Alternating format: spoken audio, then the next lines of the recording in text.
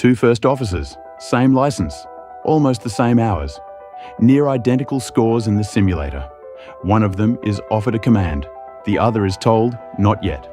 From the outside, nothing separates them. From where I sit, everything does.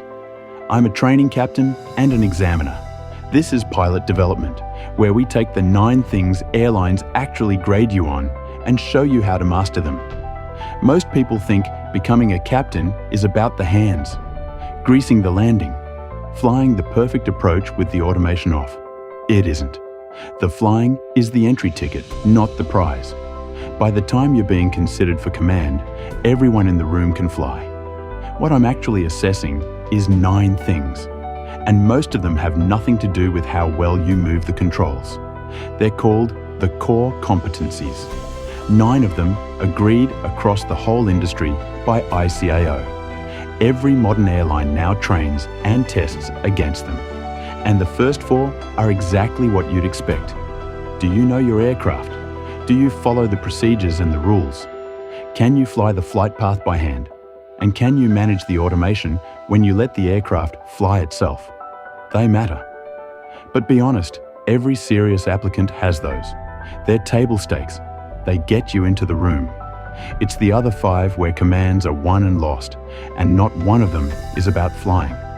Situation awareness.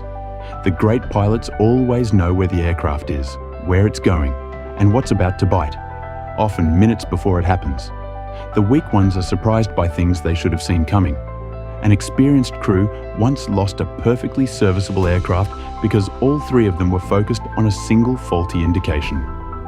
That is a loss of situation awareness, and it has undone more crews than poor handling ever has.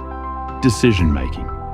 When it all goes wrong, and one day it will, can you make a good enough decision, fast, with half the information you'd like, and then own it? Not the perfect decision, the right one, in time. Workload management. Can you stay ahead of the aircraft? Build yourself spare capacity when it's quiet, so you've got something left when it gets loud. The pilots who get overwhelmed aren't slow. They just let the aeroplane get in front of them and never caught up. Communication. Can you say the thing that needs saying, clearly, and up the ranks to a captain who outranks you when it matters? One of aviation's worst accidents happened partly because a co-pilot wasn't sure he was allowed to say, "I don't think we're cleared for takeoff." And leadership and teamwork. Can you get the best out of the people around you? Can you build a flight deck where the most junior person feels able to speak up? Because the day your first officer is too intimidated to challenge you is the day you've become dangerous. Those 5. Awareness, decision-making, workload, communication, leadership are human skills, not stick and rudder. And here's what most pilots never realize. Because the whole industry now trains and assesses against these 9, this isn't only what earns you a command, it's what gets you through the simulator, through the line check, and through the interview. Master these, and you're not just a safer pilot. You're the pilot every airline is looking for. So that's what this is about. Over the coming videos, I'm going to take each of these 9 apart, with the accidents that taught us why they matter, the psychology underneath them, and the practical ways you build them.